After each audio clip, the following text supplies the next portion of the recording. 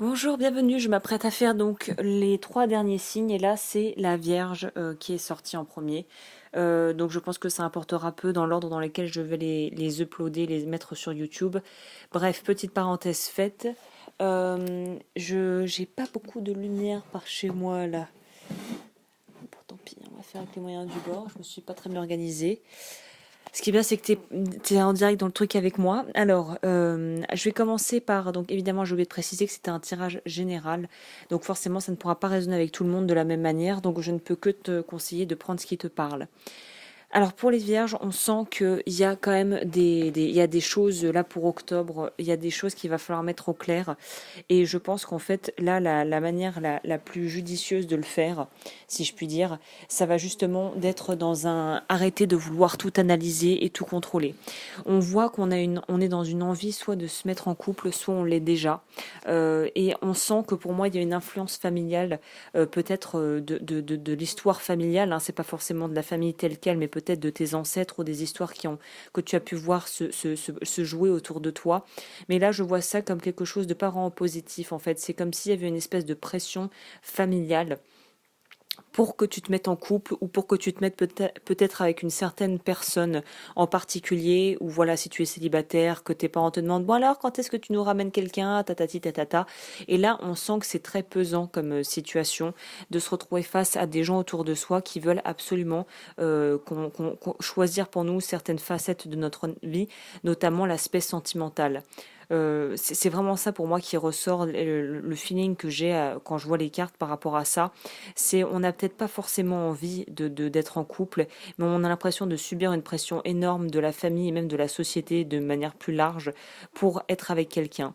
Et du coup, on essaye de faire, de bien faire, de leur faire plaisir, et au final, on se fatigue plus qu'autre chose, et on se fatigue surtout mentalement. Il y a une vraie idée d'une fatigue mentale pour certaines vierges qui en ont peut-être assez, quoi. Donc là, si la période n'est pas vraiment propice aux rencontres, ne force pas les choses et ne t'oblige pas à aller à te mettre dans des situations qui au final ne seront pas du tout productives et épanouissantes pour toi. Et on sent que de toute façon, il y a vraiment un besoin quand même d'être en contact de l'autre, d'être en contact des autres et d'avoir, il y a une sensibilité par rapport aux autres et une envie d'être loyal à sa famille, aux croyances peut-être qu'on a hérité de cette famille. Mais on a peur d'y aller, et surtout pour moi, on a peur de prendre son autonomie de ce niveau-là et de s'affirmer en disant, voilà, que ça soit une personne, que tu sois avec une personne que la famille ne valide pas ou que l'entourage ne valide pas, ou que tu sois seul et que ta famille soit en train de te pressuriser pour à tout prix que tu te mettes en couple. Là, tu commences à comprendre qu'il va falloir s'affirmer, parce que de toute façon, sinon, voilà, si tu ne t'affirmes pas et que tu ne poses pas quelque part des limites par rapport à des choses que tu es prêt à entendre ou voilà que tu n'as plus envie d'entendre, ça va toujours être appelé, être conflictuel avec eux, et ça sera comme si tu marcheras sur des œufs. Donc là, il y a vraiment une idée pour moi de retourner à une cohésion plus globale et à ne pas se focaliser notamment sur justement ce que les désirs des autres, mais plutôt d'être focalisé sur ses désirs. Et on voit que durant tout le mois, ça va être un processus assez complexe où d'ici la fin du mois, je pense qu'il y en a pas mal qui auront vraiment fait un gros travail sur eux-mêmes, et accepter aussi, qui accepteront de voir de se contenter en fait des belles choses et des choses simples de la vie. Pour moi, il y a voilà, rester dans quelque chose de simple, rester dans quelque chose de discret. Je pense que beaucoup de vierges d'ici la fin du mois décideront en fait enfin auront peut-être appris des leçons qui vont arriver durant le mois, et comprendront que tout n'est pas à dire à n'importe qui, et que quelque part protéger, préserver son jardin secret est non seulement primordial, mais pourra aussi être bénéfique, que tu sois en couple ou non, ou que tu veuilles l'être, et que tu rencontres quelqu'un. Il y a une idée de garder une partie pour soi et de ne pas avoir à tout partager avec tout le monde. C'est un petit peu ça l'ordre d'idée pour les vierges pour octobre.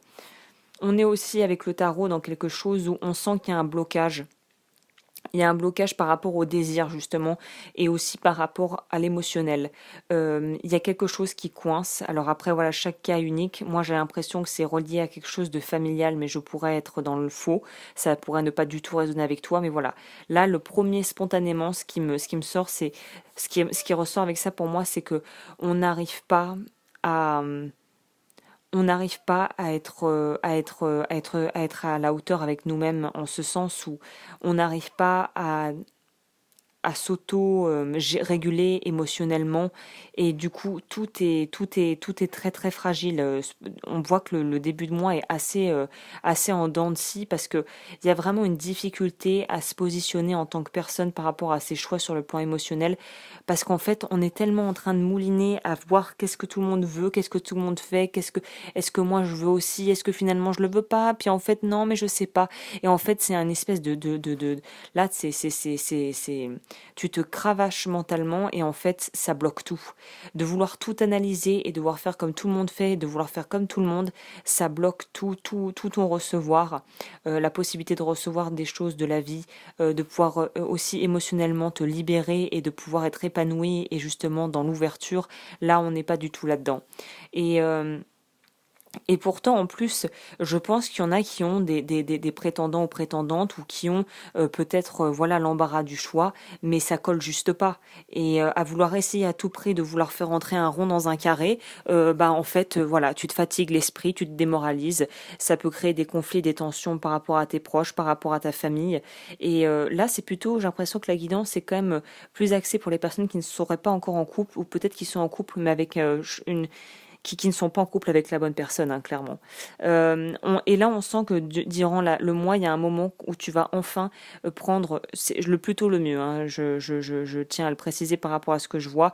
Là, les cartes ont l'air de vraiment te conseillent de le plus tôt tu arriveras à prendre du recul et à te mettre en retrait, un retrait choisi pour pouvoir vraiment pouvoir être dans l'introspection, pour être dans la reconnexion avec soi-même. Plus tôt tu te mettras à faire ça durant ce mois, à travers soit des activités qui te plaisent, soit de la méditation, soit du sport, mais il y a vraiment une idée de pouvoir reconnecter avec soi-même.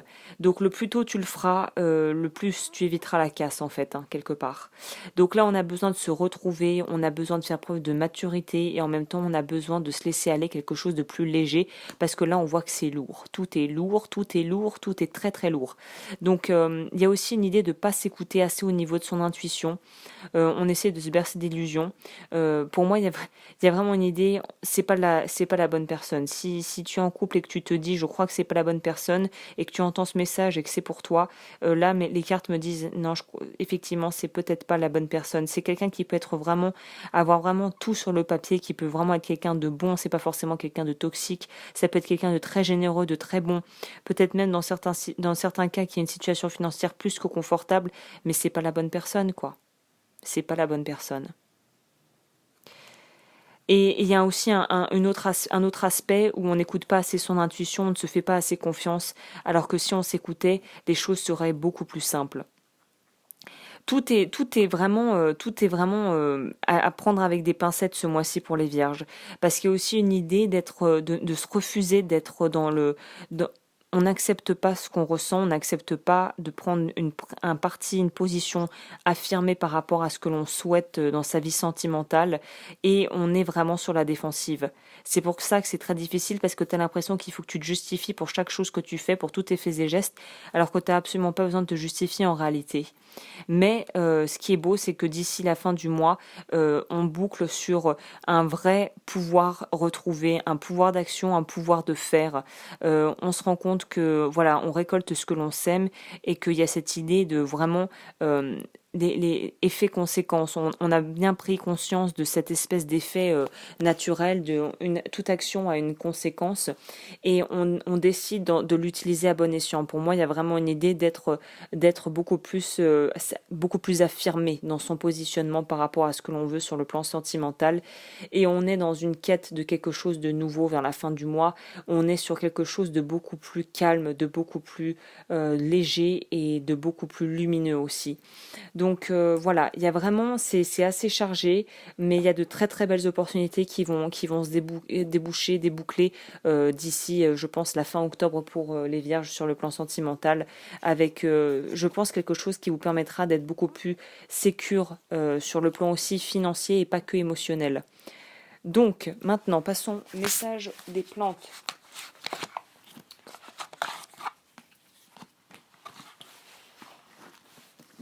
Message des plantes pour les Vierge pour octobre, petit message. Ah, la carte est sortie toute seule. Laissez votre nature divine vous envahir, elle vous guidera vers de merveilleuses aventures.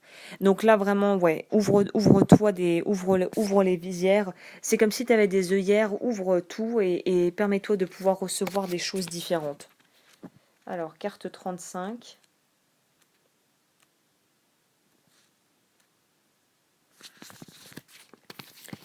Carte 35, le sénécio. Origine Afrique du Sud-Ouest. Cette plante diffuse candeur et joie enfantine, elle ne connaît aucune énergie de violence ni de tristesse, elle est constamment en contact et conversation avec le monde angélique. Sa vibration est très douce, elle apaise instantanément tel un enfant qui vous sourit de tout son amour. Message, abandonnez votre mental et ressentez l'énergie de votre cœur quand vous écoutez votre intuition. Laissez votre nature divine s'exprimer. Si vous ressentez une chaleur au niveau du cœur, cela signifie que votre réponse est guidée par votre âme divine et non pas par vos peurs. L'affirmation positive, merci pour tous les moments de détente et de plaisir qui me permettent d'entendre les conseils que le ciel m'envoie. Merci d'être constamment relié à ma guidance divine. J'ai une confiance totale dans le bon déroulement de ma vie. Merci l'univers. Là, ce qui me fait vraiment tilter, cette idée de...